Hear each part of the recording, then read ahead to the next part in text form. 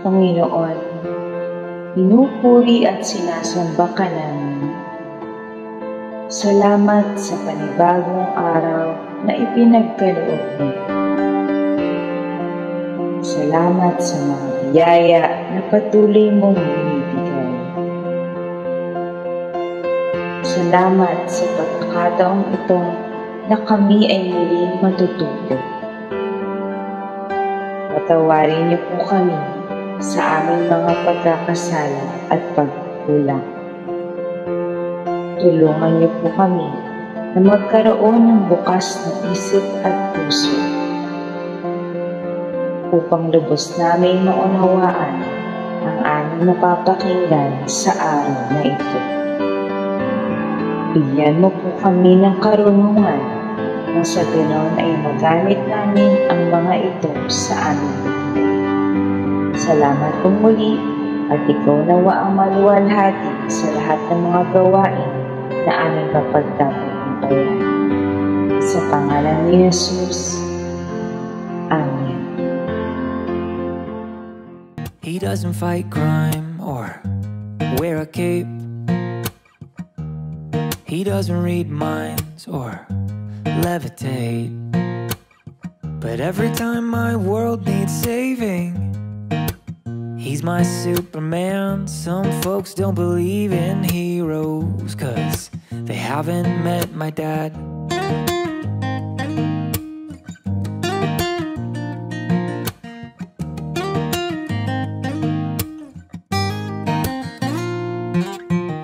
He built me a house in the arms of a tree. He taught me to drive and to fight and to dream. When he looks in my eyes, I hope he can see that my dad's a hero to me.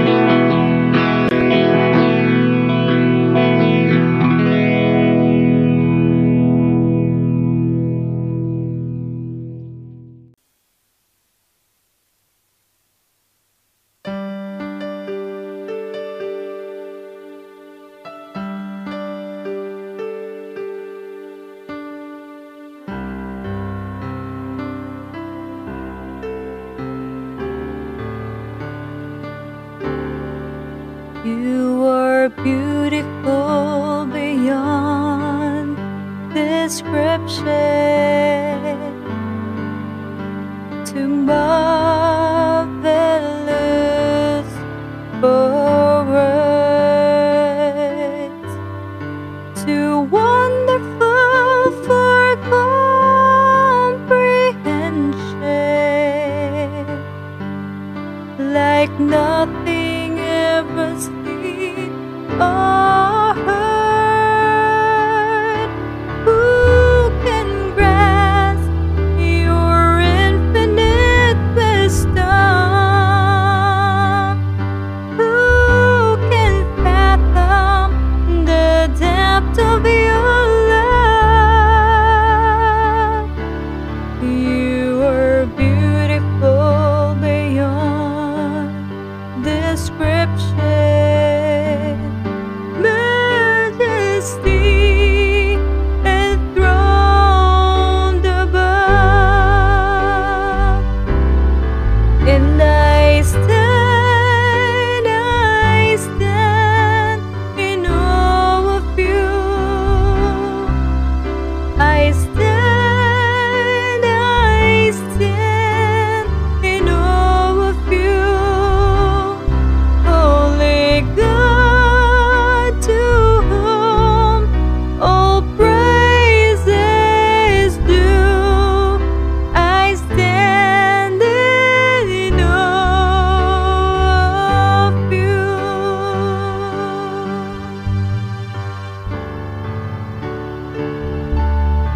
You are beautiful beyond description, yet God crushed you for my sake. In agony and deep affliction,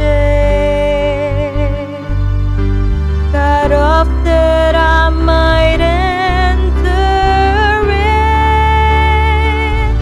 Who can grasp such tender compassion? Who can fathom this mercy so free? You are beautiful beyond description, Lamb of God who died for me, and I stand in awe of you. I stand in awe of you. Holy God, to whom all praise is due, I stand in awe of you. And I stand in awe of you. I stand in awe of you. Holy God, to whom all praise is due, I stand in awe of you. I stand in awe of you. I stand in awe of you.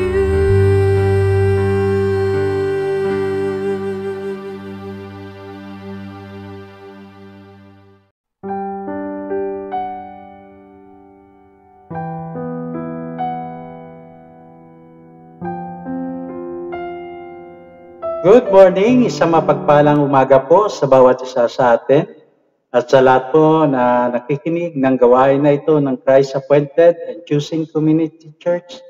Isang mapagpalang umaga po sa bawat isa sa atin. Today is Sunday at tayo po mapalad na makasama natin ang Panginoon sa umagang ito at sa gawain na ito. At pinabati ko po ang lahat ng ating mga kapatiran diyan po sa Baguio City, sa Pasay City, Las Piñas, Bacoor, sa Bohol, sa Negros, sa La Union at sa lahat ng sulok ng ating bansang Pilipinas, isang mapagpalang umaga po sa bawat isa sa atin. At sa umagang ito, pagkaisahin natin ang ating mga puso at ipuin natin ang puso ng Panginoon sa ating gawain na ito. At mga minamahal, sa umagang ito ay dadako na po tayo sa pag-aaral ng ating ng salita ng Panginoon at buksan natin ang ating mga Bible sa Matthew chapter 1 verse 18 to 25. Matthew chapter 1 verse 18 to 25. Basahin ko na po sa Tagalog, sabi ganito. Ganito ang pagkapanganak kay Yesu Kristo, na si Maria ang kanyang ina ay natakdang ikasal kay Jose. Bago sila nagsama, si Maria ay natuklasang nagdadalang tao sa pamagitan ng Espiritu Santo. Si Jose na kanyang asawa palibhasa isang taong matuwid at ayaw ilagay sa kahiyan si Maria ay nagpasya na lamang sa kanyang hiwalayan ito ng lihim. Ngunit samantalang pinag-iisipan niya ito, ang isang anghel ng Panginoon ay nagpakita sa kanya sa panaginip na nagsasabi, Jose, anak ni David, huwag kang matakot na tanggapin si Maria na iyong asawa sapagkat ang pinaglilihi niya ay mula sa Espiritu Santo. Siya ay nanganak ng isang lalaki at ang pangalang itatawag mo sa kanya ay Jesus sapagkat ililigtas niya ang kanyang bayan sa kanilang mga kasamaan. Nangyari nga ang lahat ng ito upang matupad ang sinabi ng Panginoon sa pamamagitan ng propeta. Narito nagdalang tao ang isang birhen, manganganak ng isang lalaki at pangalang itatawag niya sa kanya ay Emmanuel. Nang ibig sabihin ay kasama natin ang Diyos. Nang bumangon si Jose mula sa pagkatulog, ginawa niya ang pinag-uutos sa kanya ng anghel ng Panginoon. Siya ang kanyang tinanggap bilang kanya asawa. Ngunit hindi niya ito nakilala hanggang sa ipanganak nito ang isang lalaki na pinangalanan niya Jesus. Salamat po sa pagbasa ng salita ng Panginoon at patuloy po tayo sa presensya ng Panginoon. Tayo po ay manalangin. Hallelujah, hallelujah. Dakilang Diyos, makapangyarihan sa lahat, Lord. Muli kami po ay nagpapasalamat sa iyong kabutihan, sa inyong katapatan sa aming mga buhay. Salamat po, Panginoon, sa pagkakataon at pribileyo na binigay mo sa amin sa oras na ito, na kami po ay magsama-sama na manalangin, magpupuri, magawitan, at mag-aral ng iyong mga salita. Thank you, O Lord. At sa umagang ito po, Panginoon, dalangin namin na samahan niyo po kami ng iyong banal na Espiritu. Patuloy kayo po manguna at maghari sa kalagitnaan ng bawat isa sa amin. Bigyan niyo kami ng katalinuhan, paunawaan sa inyong mga salita na aming pag-aralan sa umagang ito. At nawa, Panginoon, ito ay magbibigay sa amin ng kalakasan at gabay sa araw-araw namin na pamumuhay. Hindi kami nananangan sa sarili naming karunungan, bagkus nagpapasakop kami, Panginoon, sa inyong kapangyarihan. Maging inyong lingkod ay tago niyo po sa inyong mga pakpak.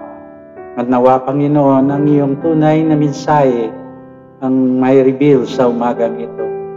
Thank you, O Lord. Thank you, Jesus. Thank you, Holy Spirit. Thank you, God the Father. This is our prayer in the mighty name of Jesus, your Son and our Lord and Savior. Amen at amen. Palapakan natin ang Panginoon. Praise the Lord.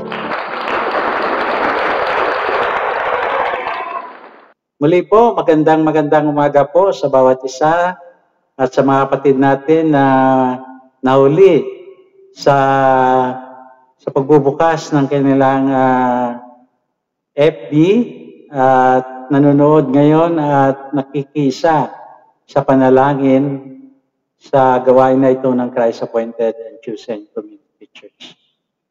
Muli magandang umaga po sa bawat isa sa atin. At sa mensahe po na ating pag-aralan sa umagang ito ay ang pamagat niya, The Role of the Godly Father. The Role of the Godly Father. Today is a Father's Day, and I want to start my message by congratulating all the fathers. Congratulations po sa lahat ng mga tatay dahil po sa buhay po natin ay nalalagpasan po natin ang mga pagsubok, anuman dumating sa atin ng mga circumstances, ay we become victorious. And because by no stretch of imagination, being a father is an easy task. And being a father ay sometimes po nakakatakot. Although fatherhood is the enormous privilege a man can have. Ang magiging ama ng tahanan o tatay daddy, papa, isa pong pribileyo ng isang tao na binigay sa atin ng Panginoon. Sometimes it can be frustrating kasi marami nga pagsubok. It's sometimes confusing kasi hindi mo alam ang role mo. And even painful. Minsan masakit kasi ang buhay po ay hindi natin nakokontrol. Everything is come without us the knowledge of how things go by. But salamat sa Panginoon dahil binibigyan niya tayo ng wisdom, ng knowledge and understanding at nalalagpasan natin. So mga minamahal, mga kapatid ko, sa umagang ito, I want to talk about the role of the Godly Father. So nabasa natin sa buhay ni Jose, no? Ay nalaman niya na buntis na si Maria, pero ayaw niya na ilagay si Maria sa kahihiyan. No? At nakikimano natin si Jose na siya po ay a godly father. So sa umagang ito mga kapatid, mga minamahal ko, ay pag-usapan natin how the rule of a godly father. Alam ko lahat tayo gusto natin ay magiging mabuting tatay. Gusto natin tayo po ay mabubuting mga ama ng tahanan. Ngunit ang mga tatay sa umagang ito, kung kayo po ay nakakarinig o napakikinig ng sermon sa araw na ito, ay marami po tayong mga bagay na matutuklasan. Kasi ang hospital po, hindi naman sila nagbibigay ng mga manual about being a good father. Pag ang nanay at ang bata ay umalis ng hospital, kasama yung bagong panganak, ay wala namang tinuturo ang doktor kung paano magiging mabuting ama ng tahanan. Hindi sila, kahit yung mundo, hindi siya nagbibigay ng o nagpo-provide ng mga reliable advices, no, patungkol sa para maging mabuting ama ng tahanan. Ngunit salamat sa Diyos dahil po ang kanyang salita ay masusupungan natin na tiyak, no, ang mga instruction kung paano magiging mabuting ama, kung paano magiging godly father. Mga minamahal, mga kapatid ko, I myself a father. Ako rin po ay isang ama. And I can talk about the rule of a godly father because I experience it. And I can say to myself that I am proud to tell you today, being a father, this life inspired me with this sermon. Bilang isang ama, yung ating aralin sa umagang ito ay nagbigay sa akin ng inspirasyon upang maghayag ng mensahe patungkol sa mga tatay.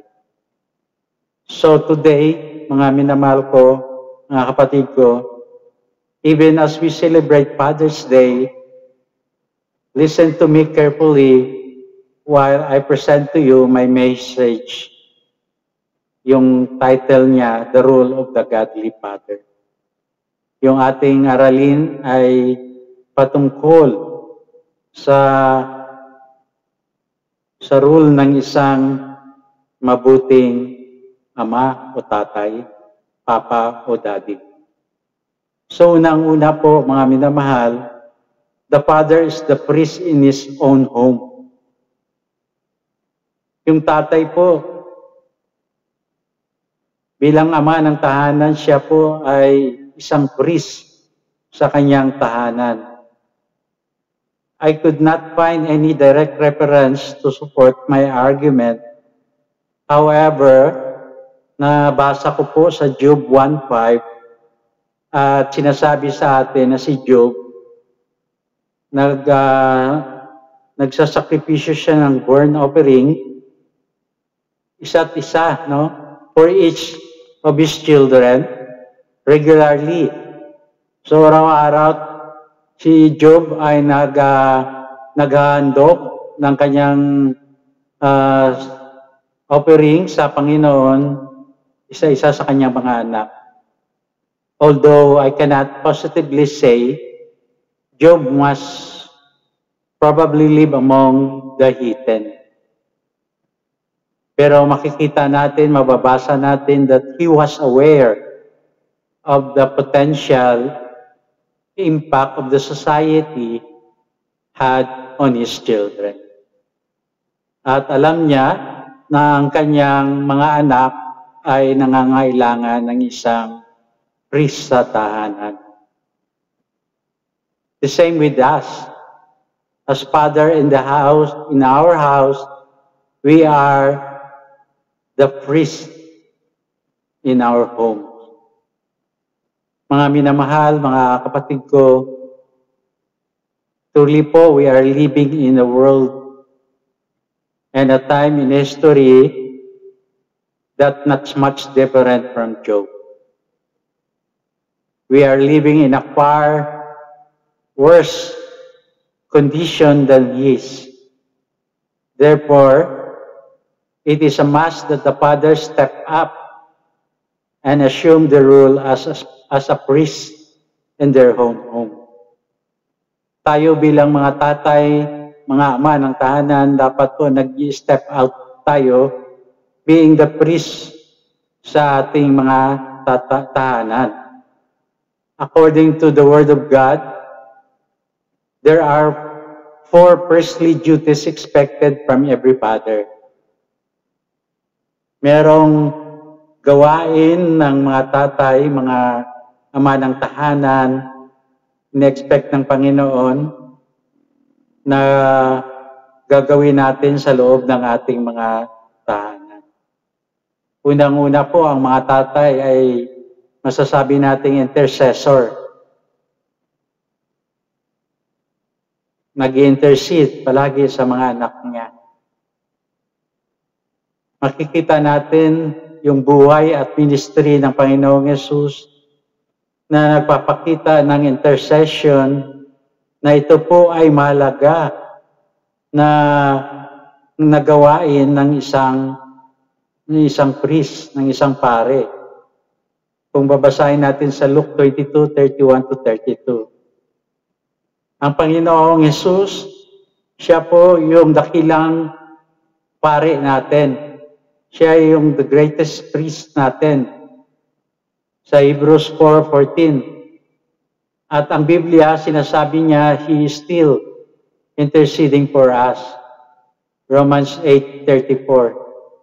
Ng Panginoong Yesus, siya po yung dakilang pare po, at siya nag-i-intercede para sa bawat isa sa atin.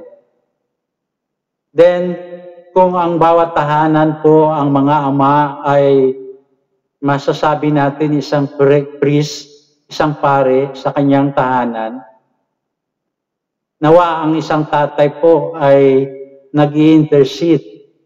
Siya po ay namamagitan para sa kanyang pamilya. I said at the beginning of my message, this sermon was inspired by my life as a father. Dahil ako po, araw-araw, pinagpipray ko po ang aking mga anak, pinagpipray ko po ang mga kasama natin sa iglesia, lahat po na maalala ko, pinagpipray ko po araw-araw, tuwing umaga. So as a father, I see to it that I always praying for my children day and night. I always pray from every minute, every hour, every day, every week, every month, and every year. At bilang ama ng tahanan, ikaw ay isang pare at dapat intercessor ka. Nag-intercede ka, nanalangin ka para sa iyong pamilya. Pangalawa, ang mga tatay ay bilang priest po ay isang instructor rin. Nag-i-instruct po siya yung mga kailangan na gawin sa loob ng tahanan. And instructing another essential duty of a priest. No, bilang isang priest of ng tahanan po, nag-intercede ka, nag-instruct ka accordingly sa word ng Panginoon. Sa lumang tipan po, yung time nila po, in addition to the prophet, yung mga priest po ay nagsiserve bilang boses po ng Diyos. Mababasa natin sa 1 Samuel 30:7-8. At malalaman natin na yung makapangyarihan na tao like David ay kinukonsulta yung mga priest katulad ni Abiathar kung dumating po crucial na po yung desisyon na kanyang gagawin, pumupunta sa priest upang ikonsulta yung kung ano po yung mga desisyon na kanyang gagawin. The phrase, when David inquired the Lord, may imply that he inquired of the Lord directly. However, it means he asked Abiathar to inquire of the Lord using the Urim and the Thummim. No? So, si David, ginagawa niya, nagtatanong siya, naghihingi siya ng payo sa priest. So, yung mga tatay, bilang priest po ng pamamahay, bawat tahanan, unang-una, nag-intercede siya para sa kanyang pamilya. Pangalawa, nag-instruct siya. No? May mga instruction na na pinapagawa po ng Panginoon. The Bible is very keen on training of our children in the ways of the Lord. No, yung kung ano yung pinagagawa sa atin ng Panginoon patungkol sa ating mga anak, yun po ang instruct natin sa kanila. It commands us to teach them God's Word. No, sa Deuteronomy 6:7 na turuan ang mga anak, no, nung sila pa ay maliit na. It highlights the benefit of training them in God's words. No, Proverbs 22:6. It also highlights the consequences of training them in God's word. No, Proverbs 13:24. So makikita natin na yung instructor, bilang instructor ng tahanan, ay titrain mo yung mga anak mo patungkol sa salita ng Panginoon. Before, I never studied my systematic theology or biblical doctrine. No, hindi naman ako po nag-aral noon, no, yung theology nung matanda na po ako at doon ko nalaman ang theology nung nag-aral po ako sa Bible School. So wala rin ako mga alam ng biblical na doktrina. I have seen my struggling before kasi even po sa pag-attend ko ng mga prayer meeting, pag ako po ay natasan na mag-share, ay merong struggle sa akin kasi I don't know how to share. Despite na an hour of preparation, ay hindi ko pa rin po ma-master. But I am impressed everything I learned from God's Word during my quiet time. So, nag-i-improve, nagiging malawak ang aking pagkakaunawa dahil po sa salita ng Diyos every time, every day, na ako po ay nagka-quiet time. So, mga minamahal, mga kapatid ko, I urge my children, nung bata pa sila, na mag-attend ng mga Sunday school, o kaya yung children church, o pagtitipon ng mga kabataan, o pagpunta namin sa church, I see to it na I go with them. At kahit po na wala kami pamasahe, kalong-kalong silang tatlo, makakarating kami ng Pasay at mag-attend lang kami ng Sunday service. I never give up on my children. Kaya nakikita kong bunga as they grow up, as they are now, ay very fruitful po ang kanilang buhay dahil po I intercede for them, I pray for them, I instruct them the Word of God. That's why narating nila ang mga bagay na ninayos nila sa kanilang buhay.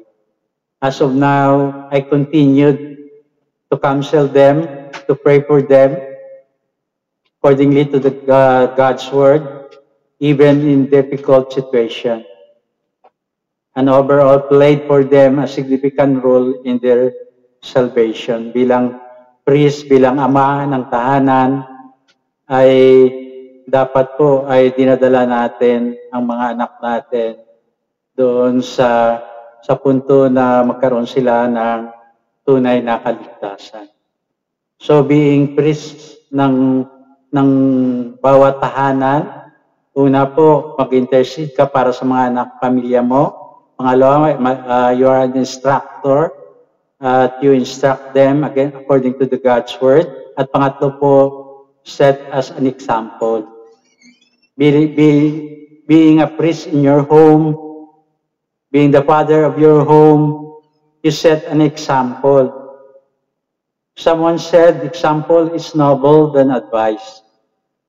This proverb is so true. The Bible says in 1 Kings 16:30, King Ahab of Israel was worse than his father, King Omri. And also says in 2 Chronicles 26:3-4, King Hosea did what is right in the eyes of the Lord, just his father Amaziah had done. So nakita natin, no, itong mga ama ay nagsiset as an example to their children. No, kung anong nakikita ng mga anak, yun gagayahin din nila paglaki nila. I thank God dahil po yung tatay ko ay naturuan niya ako on my ways to the Lord. No, every Sunday, lagi niya ako ginigising para magsimba. At isang bagay na naging malapit ako sa Panginoon dahil nga sa aking tatay. So, yung mga tatay sa mga tahanan, dapat po tayo ay magsiset ng halimbawa na mahalaga na susundin ng mga anak natin sa paglaki nila. Ang tatay ko noon ay tumigil sa kanyang panigarilyo nung makilala niya ang Panginoong Hesus. At nakikita ko po na mayroong pagbabago sa kanyang buhay dahil noon talagang numero uno na singgero sa aming lugar. So mga minamahal, mga kapwa ko tatay, dapat natin alalahanin ang ating mga anak kahit minsan hindi sila nakikinig sa atin, pero lahat po sila ay nagbabantay sa lahat ng ating mga kinikilos. This generation is a dire need of our fathers. Sa ngayon, nakikita natin ang takbo ng mundo at ang mga anak natin ay nangangailangan ng guidance ng tatay sa loob ng tahanan. At kailangan nila na mag-set tayo bilang halimbawa na kanilang lakaran sa kanilang buhay. Today, as the entire world celebrating the Father's Day, I am challenging you to thrive on being that father. No, maggagawa tayo ng effort to be a godly father to our children. So being the priest of our own home, we intercede, we instruct, we set an example, at pangapat po, we set as a leader. Jesus is not just our great high priest, but he is also the ultimate model of leadership. Ang Biblia, hindi niya sinasabi directly na ang Panginoong Yesus ay a leader. However, we don't know, he displayed qualities of a great leadership because the Bible says so. Today, mga minamahal ko, mga kapatid ko, far too many men are not willing to assume leadership in their own home. They are good leaders at work and maybe in the local church also, but not much in their home. Sad to say, dapat po kung leader tayo sa labas, leader tayo sa trabaho, leader tayo sa church, maging good leader rin tayo sa loob ng ating tahanan. Kasi naririnig nyo na ba na yung salita na follow the leader? No? So what kind of a leader kung pinapalo nila ay hindi mabuting leader? So bilang ang ama ng tahanan, maging mabuting leader po tayo katulad ng Panginoong Yesus. My father does not have charisma or the eloquence of a leader. No, kasi yung tatay ko hindi naman marunong magbasa, hindi naman marunong sumulat. Wala siyang charisma na maging leader. Pero siya ay isang tahimik na tao at he always rose to the occasion Pag walang leader, she assumed the leadership, whether at work, o kaya sa church, or sa bahay. He displayed leadership qualities according to the need. So nawa po, tayo mga tatay ng tahanan, tayo po ay magli-lead sa mga anak natin, sa pamilya natin, at yung magandang quality po, no, according sa kanilang mga pangangailangan. There are many facets to the leadership. As my father, we do not have to possess them all. However, morally sound decision and moving on them without vacillating is an essential quality of a leader. Na mababasa natin sa Matthew 21:12. Maaari po ang mga tatay natin never hesitated to make a technically sound decision in keeping good words. No, sa buhay ng bawat isa sa atin at bilang mga ama ng tahanan, no, dapat po lagi tayong nakikinig sa salita ng Panginoon upang meron po tayong tamang direction, guidance po kung paano natin apply yung leadership natin sa loob ng ating tahanan. So mga minamahal, mga kapwa kong tatay na nakikinig sa gawain na ito, today, even as we celebrate Father's Day, magsimula tayo sa panalangin sa bawat isa, sa iyong mga anak, sa iyong asawa. Yung haba ng panalangin ay hindi mahalaga, kundi ang mahalaga yung panalangin mo, mayroong puso that matter because God knows your desire for your children even before you ask. No, nagmula po sa puso natin ang ating panalangin kasi alam naman ng Diyos ang mga pangangailangan natin, yung desire natin para sa ating mga anak. At before we ask anything to God, He knows it in our heart. Then take time to teach them God's Word. Meron tayong panahon para mag-aaral ng salita ng Diyos. Meron tayong weekly Bible study sa loob ng tahanan. You don't need to worry about lesson development and creativity and pre-application.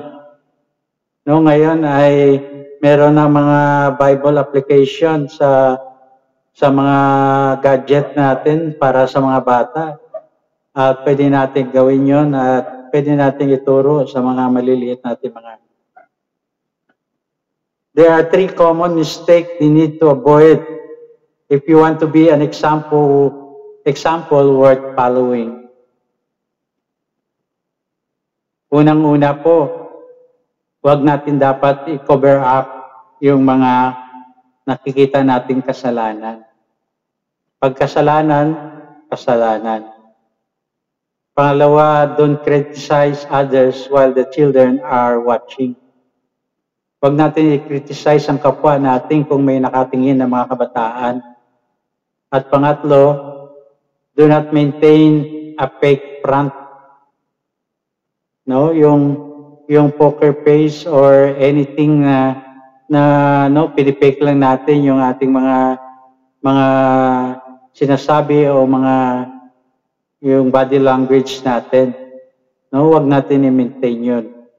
Kasi hindi yan worth following para sundin po ng mga kabataan natin, mga anak natin. Always be yourself. No, maging totoo ka sa iyong sarili. Overall, this Father's Day, pray that the Holy Spirit will help you be the Christian you want your children to become. No, humingi tayo ng tulong ng banal na Espiritu para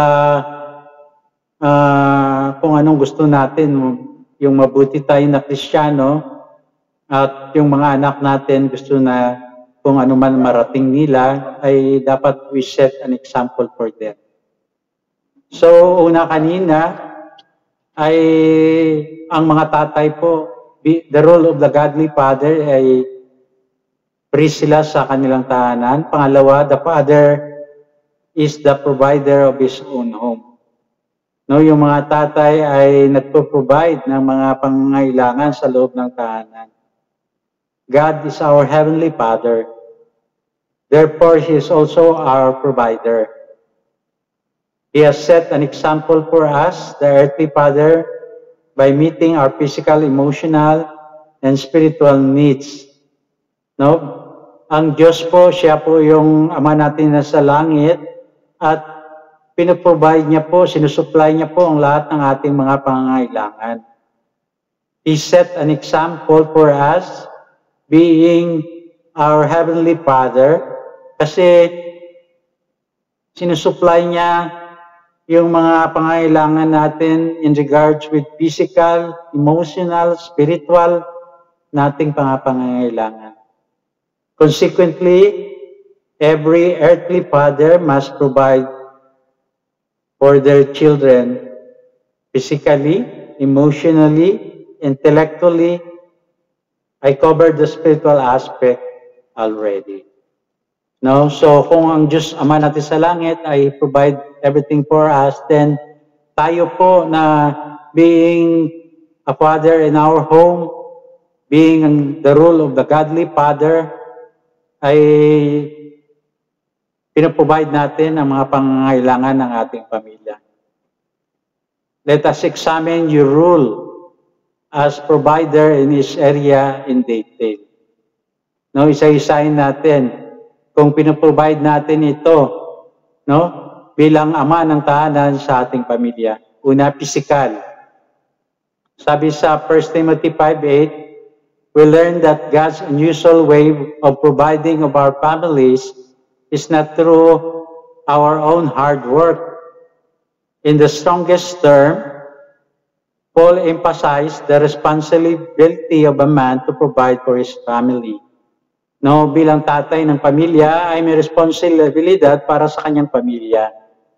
To do all he could to support them, which is the minimum required of a Christian man.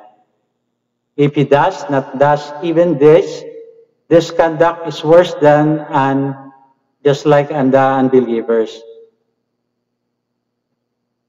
Ang tatay ko po ay hindi siya mayaman at hanggang mamatay siya, hindi pa rin.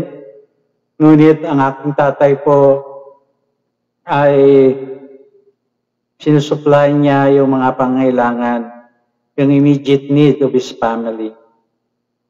He provide for his wife,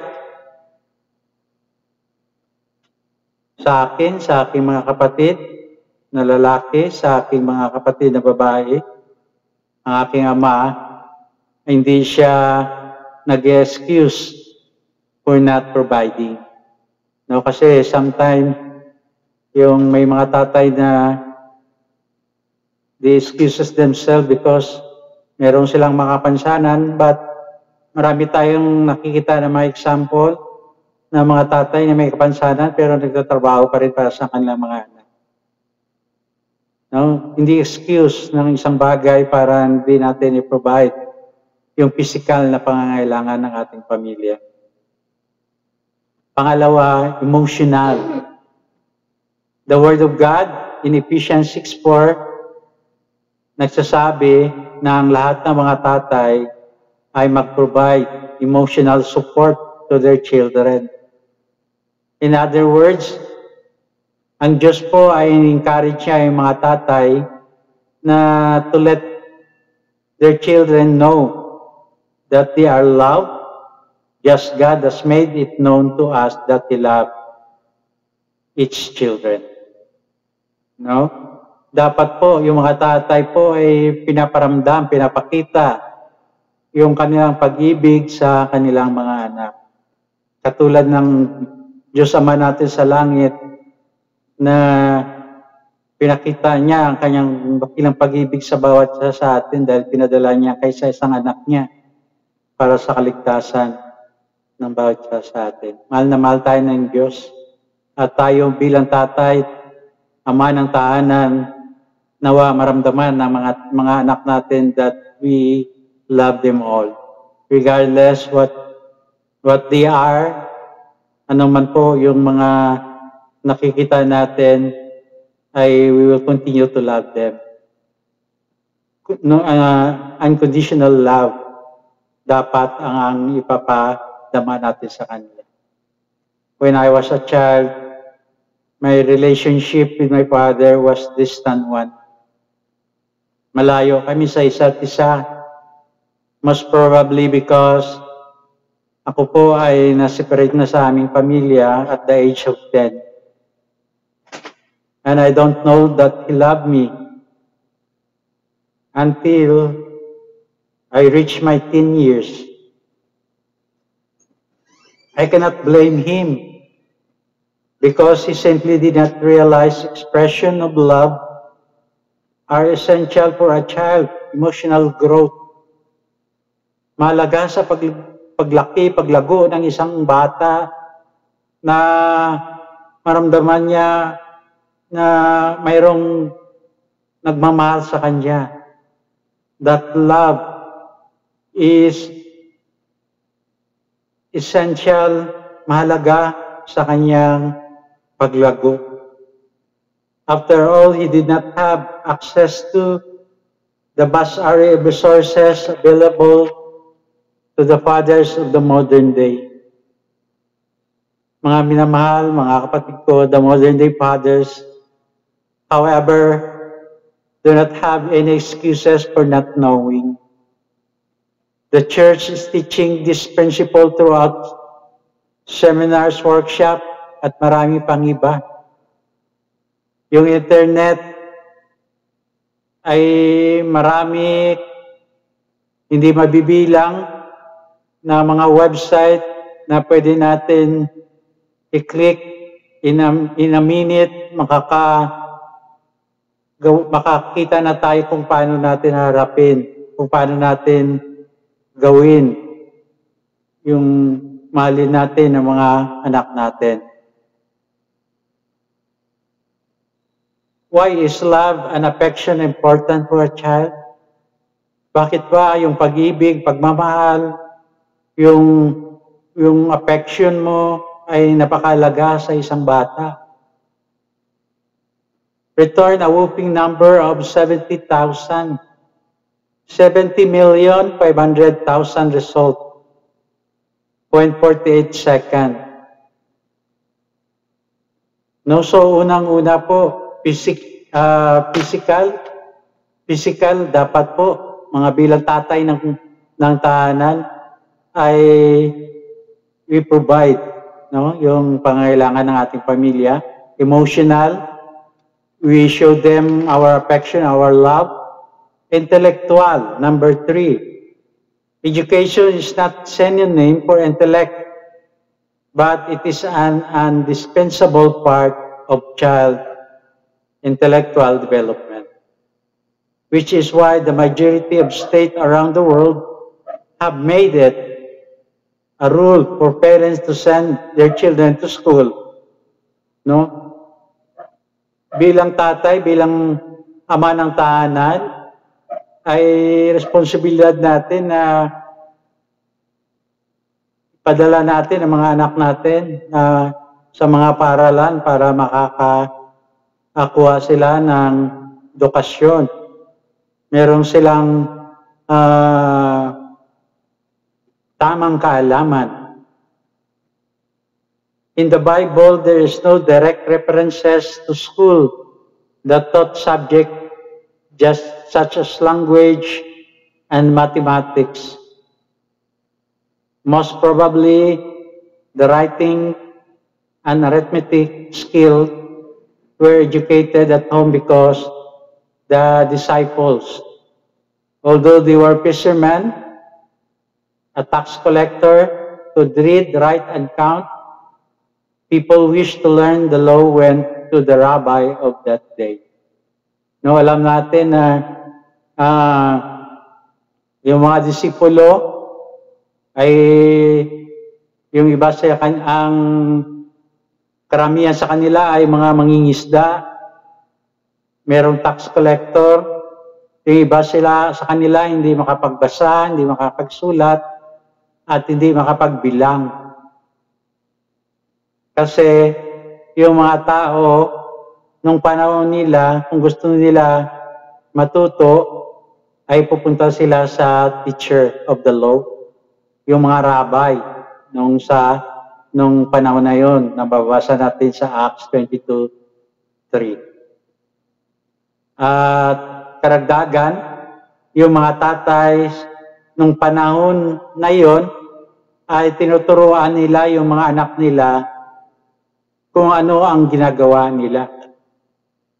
For instance, ang Panginoong Yesus, sinasabi ng Biblia na siya po ay isang karpintero by profession. No, sa Mark 6:3, he expertly crafted furniture, boxes, cases, at marami pang iba. And with such skill, kasi naturuan siya ng kanyang tatay na si Jose kung paano maging karpintero. So, maaari po, maraming mga bagay, maraming gamit, mga furnitures na nagawa na ng Panginoong Yesus. Since Jesus' guardian father was professional carpenter. No, si Jose po ay isang professional na karpentero, kaya naturuan niya si Jesus upang maging magaling na karpentero rin. No, so yung mga tatay ng panahon na yon ay tinuturuan nila yung kanilang mga anak according sa kanilang craft, sa kanilang ginagawa. No? So we can safely assume he passed on his skill to Jesus through training. No, alam natin na naturuan rin ng Panginoong Yesus ng kanyang makalupang ama na si Jose kung paano maging karpintero. At na-train siya. Like my brother and sister, I was good student. No, lahat kami po ay excellent kami pagdating sa aming pag-aaral. In school, I performed good. And our father encouraged us to study well. No, hindi man siya nakapag-aral, hindi man siya marunong magsumulat, magbasa, pero he never said to us na mag-stop na kayo sa pag-aaral. No?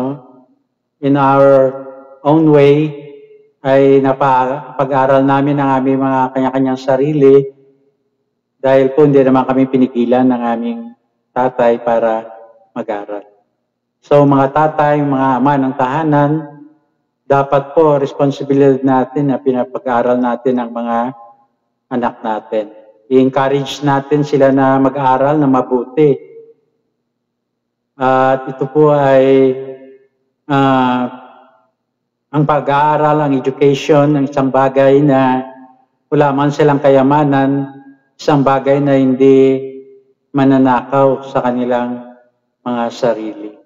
If they have the skill and the unique ability, meron silang kaalaman, yung wisdom, yung knowledge, no, na tinuturuan natin sila, na ini-encourage natin sila, challenge natin sila na lalo pa silang mag-aaral, no, ng mabuti sa kanilang pag-aaral. No, so education, kung natanggap ko sa buhay ko ang tama lang na education dahil po sa tatay ko po kasi he encouraged me to study well. So ganoon rin po ang ginagawa ko sa mga anak ko. Nung bata pa sila hanggang sa teenage nila, I encourage them to study well and excel. At kung ano po yung ability nila, papakita nila. No, I praise the Lord, I thank the Lord dahil apat na anak ko po ay lahat po ay professional na. At lahat po sila ay pinaaral rin nila ang kanilang mga sarili. Yung panganay ko at bunso po ay naging varsity at yung pangalawa ko naman po ay scholar siya ng mayor namin. So, I encourage them na mag-aral ng mabuti. So, being a godly father to your own family, to your own home, dapat po ay in-encourage natin palagi yung mga anak natin na mag-aral ng mabuti at anihin nila yun sa dulo ng kanilang buhay. So, fathers, you have no excuses. Tayong mga tatay, wala tayong excuses kung we're not providing for our family because maraming mga bansa, even the handicap, yung mga may disability, meron silang kaparanan para masuportahan nila ang kanilang mga pamilya. No? So, you can be doing a white-collar job or manual labor, whatever you do. I do not be ashamed of your vocation as long as it is legitimate and in agreement with the biblical principle. So mga minamahal, mga kapatid ko, mga kapakong tatay, earn a living because it is not the government responsibility to provide. Not the church, not your wife, it is you. Ikaw yun. Ikaw tatay, ikaw ang magpo-provide sa loob ng iyong tahanan. And some fathers believe the fulfillment of the father's duties eliminate the needs of the verbal assurance. However, sa Biblia, masusumpungan natin na ang ating Ama na sa langit ay binibigyan niya tayo ng assurance ng kanyang pag-ibig.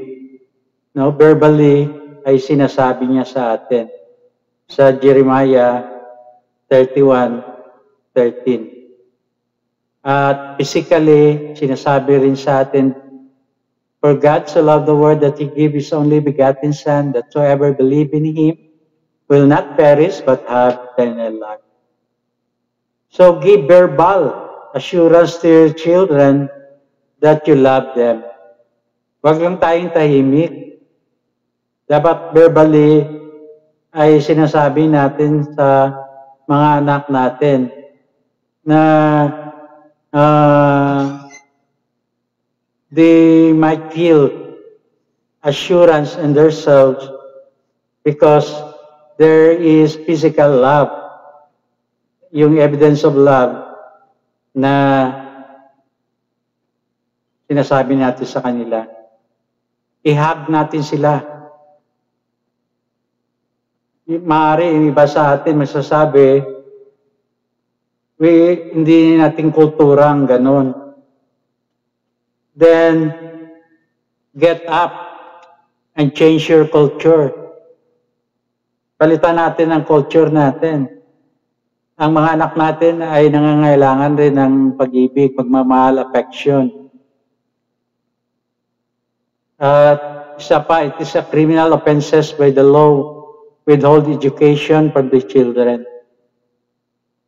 No, may maaari yung mga ibang tatay dyan, sabihin nila, one of the excuses nila is a criminal offense by the law to withhold education for children. Ang Biblia does not condemn secular education. It instead encourages it. Do not let frustration and disappointment to push you back. Not all children are good academic performers. Hindi iba-iba ang sitwasyon ng mga anak natin eh. Merong matalino, merong katamtaman, merong medyo mahina, at merong mahina. If they are smart, appreciate them. If they are below average, Teach them to pray for wisdom. Pagka kulang sila, turuan natin sila kung paano mag-pray, humingi ng karunungan sa Panginoon. Huwag lang tayong mag-give up for them bilang ama, bilang tatay ng bawat tahanan. Pangatlo po, the father is the protector of his own home. So, una kanina, priest. Pangalawa po,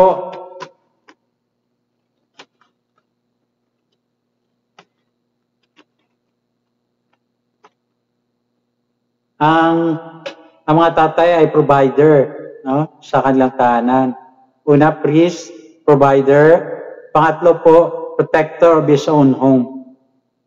No, priest, provider, protector of his own home. Sabi sa Psalms 27:3, narito ang mga anak, pamana ng Panginoon, nagmula ang bunga ng sinapupunan ng isang gantimpala. Yung mga anak ay heritage from the Lord. I believe na lahat ito ay paborito na verse ng maraming mga magulang. However, the majority does not know what it means. No, naging paborito pero hindi naman totoo na unawaan kung anong ibig sabihin ng talatang ito. That verse say, children are heritage, pamana, na nagmumula sa Diyos. Ibig sabihin, hindi natin pag-aari ang ating mga anak, sila po ay pamayari ng ating Diyos. They belong to God. We are only their earthly guardians. In a previous sermon, si Joseph po, he protected Jesus from Herod's sword. No, si Jose po bilang godly father po ay iprotektahan niya ang Panginoong Yesus. No, kasi hinanap siya ni Herodes para patayin. Although Jesus was not Joseph flesh and blood, likewise God expects us to protect the children He has placed in our care. No, sino man po yung mga anak natin na binigay sa atin, sa pamilya natin, kailangan natin protektahan ang ating mga anak. He has placed it in our care. Every child needs protection in a specific areas of life. No, anong mga area? Physical, moral, emotional. Kailangan maprotektahan natin ang mga anak natin, mga tatay, mga ama ng tahanan. So isa-isasahin natin, paano natin mapadama yung physical na protection. Physical security. Any father worthy of the title would look out for physical welfare for his children. He would not knowing expose them to harm. Hindi natin pwedeng sabihin na dadalhin natin doon sa kapamakan ng ating mga anak. Some favorite verses of the Bible are in Judges 6:28 to 32. Sa mga verses na ito, si Joas po ay he protect his son Gideon against the violent mob. Si Gideon kasi sinira niya yung mga Asherah poles, yung mga Diyos-Diyosan na mga Israelite. Pero yung tatay niya si Joas ay pinotektahan niya yung kanyang anak, si Gideon, doon sa mga tao na gusto siya mapahamak. So nakikita natin, if not for Joas, the father of Gideon, yung storya po ni Gideon ay hindi natin mababasa at it might be very different, no? Yung mababasa natin. Kasi si Gideon naging one of the judges rin ng Israel at namuno siya sa mga Israelita at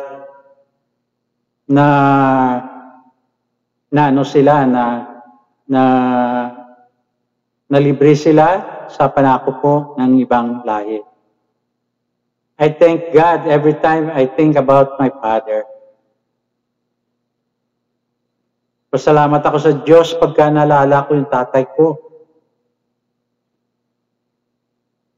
Sa school, he protected me sa mga kaklase ko na nagbubuli. And he defended me against abusive na mga tao. When I was ill, kung ako po ay nagkasakit, dinadala niya po ako sa doktor at binibigyan niya ako ng medical attention. At sa bahay namin, he protected me from the people around me, even po sa mga kapatid ko. So, you see, nakita niyo po ang kalagahan ng ama, ng isang godly father sa loob ng tahanan.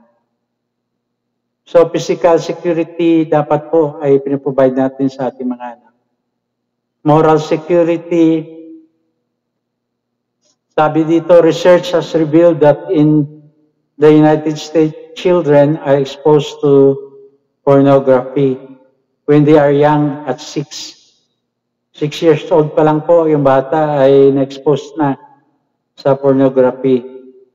Sa United Kingdom, yung mga bata have their first sexual experience nung sila ay 17 years old pa lang.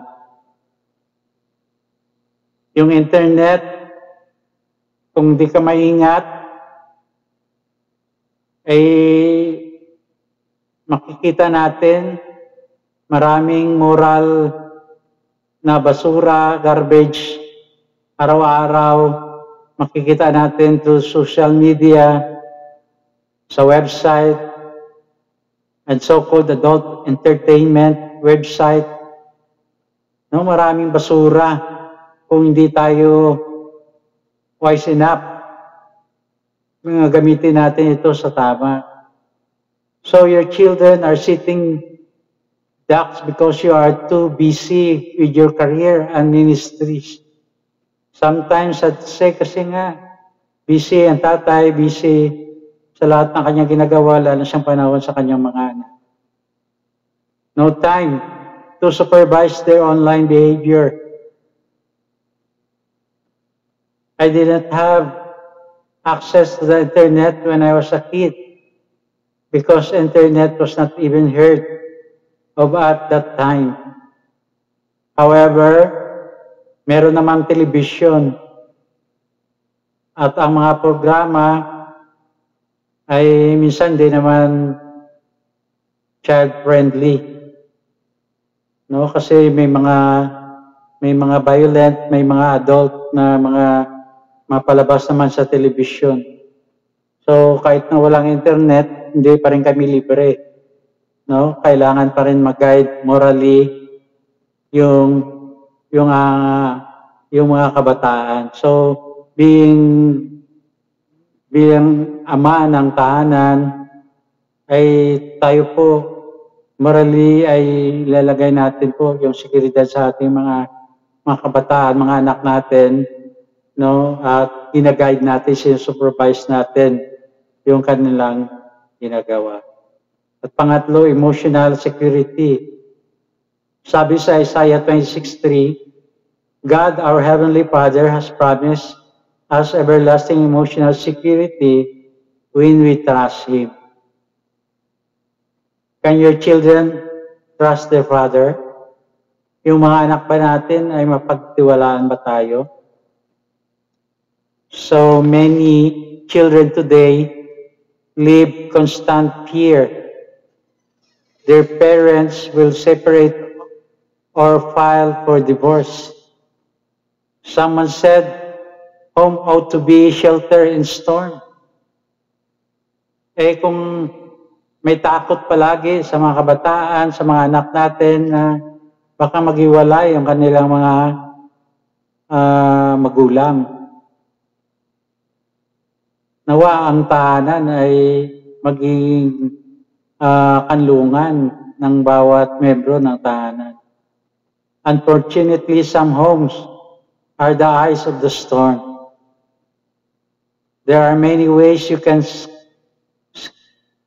scare your children emotionally.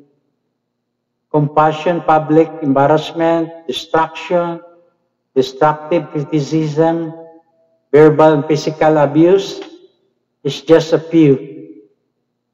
And sometimes we take our frustration out of such mistake can damage your child's self-confidence for the rest of his life. No, may mga magulang na out of their frustration ay nilalabas nila sa kanilang mga anak. Hindi nila na-realize na ito po ay makakasira sa self-confidence ng kanilang mga anak, sa mga anak natin for the rest of their life kasi malalagay sa kanilang mga utak. So, mga minamahal, mga kapatid ko, sadly, nakakalungkot, yung society at ang church have come to a place where children are at risk of being abused by the very mean ought to be protect them. No, sometimes yung hindi natin, yung society, yung naging paraan, no, maranasan ng mga kabataan, yung mga abuse, yung church, na nawa ay isang tahanan para yung mga kabataan ay hindi nila maranasan na ma-abuse at walang risk yung kanilang buhay kasi merong nagpoprotekta. No, sometimes yung mga kabataan ay na-abuse rin ng kanilang mga tatay o kanilang mga stepfathers, yung kanilang mga uncles, yung kanilang mga lolo. So, nakikita natin at nababasa natin at very alarming. No, kasi yung kaso, yung rate po ay tumataas. I dare you, mga kapwa ko tatay, mga ama ng tahanan, na hindi tayo dapat katulad na ganong tao. I instead challenge you, kayong mga tatay, mga ama ng tahanan, to be a man of honor who will go out on your way to defend not just your children, but all the fatherless you shall meet in your lifetime. Hindi lang po yung mga anak natin ang ating protektahan, kundi yung mga fatherless na mga kabataan, no, na hindi nila naranasan ang pag-ibig ng isang tatay. This Father's Day, you can start making conscious effort to teach moral values to your children. You cannot leave this to the school because what the society calls moral values are different from what the Bible calls moral values. For example, the Bible forbids fornication. The culture, however, encourages fornication under the cover of sex. There are many other examples, but the point is the world will impart its value in your children unless you impart God's value in them. Dapat tayo mga tatay bilang ama ng tahanan ay we impart good values, God values sa ating mga anak, sa ating mga kabataan. Often we are tempted to take our parental frustration on children when they fail to meet our expectation. Sometimes sa frustration natin ay ginagamit rin natin no, para masaktan natin yung mga anak natin kasi yung expectation natin ay hindi naabot. Little we know, our action can damage their self-confidence for good. Never take your frustration out on them, no matter how disappointed you are. Remember, your Heavenly Father did not act out of disappointment whenever you feel short of His expectation. Kung hindi manabot ng ating Diyos Ama sa langit yung expectation niya sa bawat isa sa atin, kasi alam niya naman tayo ay tao na lagi nahuhulog. Nahuhulog tayo sa pagkakasala. So ganun rin tayo bilang ama ng tahanan, bilang tatay ng ating mga pamilya. Dapat po yung expectation natin ay inahabaan natin upang manawaan natin yung mga anak natin kung hindi nami-meet yung ating expectation para sa kanila. Sabi natin kanina, ang ating mga anak ay iba't iba eh. They are different. May nag-excel, mayroong katamtaman, mayroong low, mayroong very low. No, so, hindi dapat natin titingnan. Hindi tayo tumingin doon at padama natin ang ating pagmamahal sa kanila upang maramdaman rin nila na walang kulang sa kanilang buhay at ma-develop nila yung self-confidence sa kanilang buhay. So, conclusion na po tayo. You might say, this is more than one man can handle. Mari sabihin natin na trabaho na maraming tao. It is easier to said than done. Madali lang sabihin, pero mahirap gawin. It is way tricking than preparing Father's Day sermon. I agree, but statistic below will help you realize the difference you will make in your nation by being godly father to your children. No, tayo po ay mabuting ama no, sa ating mga kabata, sa ating mga anak. Godly father. Ito po yung kailangan ng ating society, ng ating mundo sa ngayon. Godly father. Ayon sa survey, 63% of youth suicide from fatherless home. 85% ng mga kabataan ay nag-i-exhibit ng behavioral disorder kasi po walang tatay sa kanilang tahanan. 80% of convict rapists have grown up, wala rin tatay sa kanilang tahanan. 71% of teenage school dropouts dahil walang tatay sa kanilang tahanan. 75% of all youth in drugs abuse dahil walang tatay sa kanilang tahanan. 70% of juvenile in state institution dahil walang tatay sa kanilang tahanan. 85% of youngster ay nasa kulungan dahil walang tatay sa kanilang tahanan. 70% of teens pregnancies dahil walang tatay sa kanilang tahanan. So you see, mga tatay, mga kapwa kong ama sa kanya-kanyang tahanan, children grow up without a father because of many reasons. Men often abandon children born to them out of wedlock. Some men die at a very early age, survived by their children. Others walk away in search of greener path. I know you are not like that. You are faithful to your wives. Today, the problem in most Christian home is father that are physically present but emotionally absent. Sad to say na nariyan lang ang tatay pero physically present pero emotionally wala ang pakialam. I beg you to be different this Father's Day.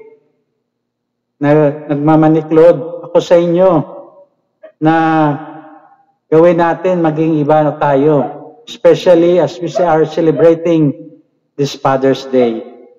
Being a godly father is a lifetime of a hard work and effort. You cannot do it in your own. You need God's grace. Yung habag, yung biyaya ng Diyos ay kailangan natin. Yung karunungan ng banal na Espiritu. God will bless you with this abundantly. Masagana if you just ask Him. Sabi sa James 1:5, dito tayo magtatapos. Ngunit kung ang sinuman sa inyo ay nagkukulang ng karunungan, humingi sa Diyos na nagbibigay ng sagana sa lahat at hindi nanunumbat, at iyon ay bibigay sa Kanya. Amen. Amen. Praise the Lord. Sa umagang ito, muli po, isang pagbati po sa lahat ng mga tatay, papa, daddy, sa bawat tahanan, Happy Father's Day. So, sa ating pag-aaral, the role of the godly father, no, just like Joseph, he showed Jesus how to be his earthly father. No, so ganon rin tayo bilang ama ng tahanan natin. We are the priest, we intercede, we instruct, and we teach our children in a way that our God wants us to do to them. So, God bless you. Palakpakan natin ang Panginoon. Praise the Lord. At tayo po ang manalangin.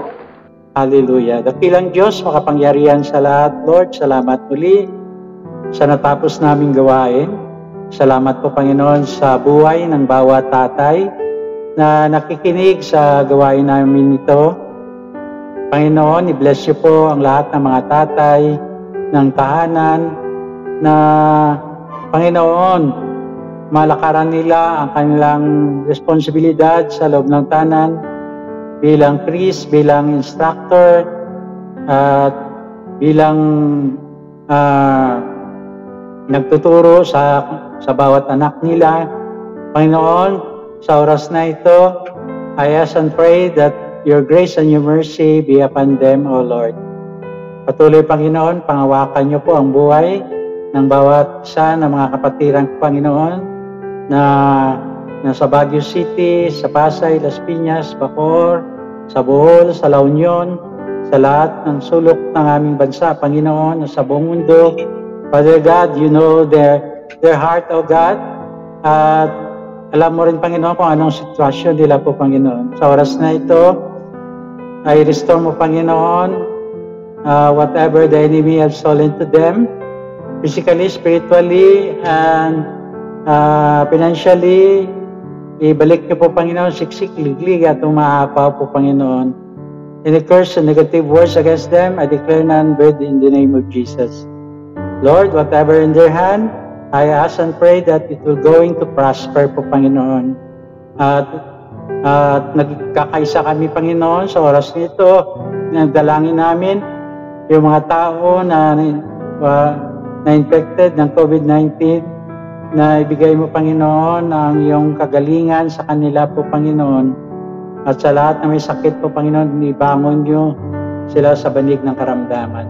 Thank you, Lord, sa pribileyo at pagkakataon na kami po ay magsama-sama sa gawain na ito, especially po, Panginoon, as we celebrate the Father's Day po, Panginoon, para sa mga tatay na nagsiselebrate po ng Father's Day po, Panginoon. At sa lahat ng mga kabataan at sa mga mga mga mga youth at mga asawa sa pamilya ay celebrate po natin ang araw na ito, nakasama natin ang ating mga ama sa tahanan. Salamat muli sa oras na ito at patuloy na papalain kayo ng Panginoon. Taas sa ating kanang kamay. The Lord bless you and keep you. The Lord make His face shine towards you and be gracious to you. The Lord extend His face towards you and give you shalom. Shalom, shalom. Shalom everyone. Announcement, patuloy natin po na suportahan ang ating gawain. Tayo po ay live pa rin every Sunday until po na hindi pa po maluwagan ang ating sitwasyon. No? Patuloy natin pag-pray po ang ating bansa. Ang ating prayer meeting every Wednesday 8 p.m. Thank you sa mga nagbibigay ng kanilang mga tithes and offering. Patuloy lang natin po ibigay ang ating mga kaloob sa Baguio City kay Ate Elisa o kay Ate SP o kay Sister Judy, sa Pasay City po kay Ate Emma.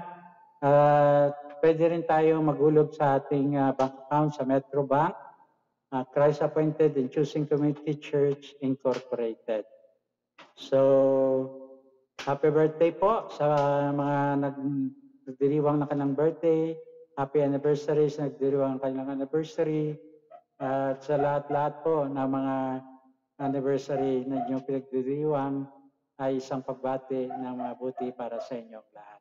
Muli po, ito po ang inyong buting pastor, si Pastor Armando Magbanwa, na nagsasabi sa inyo, God bless you. Shalom, shalom, shalom. Bye-bye na po.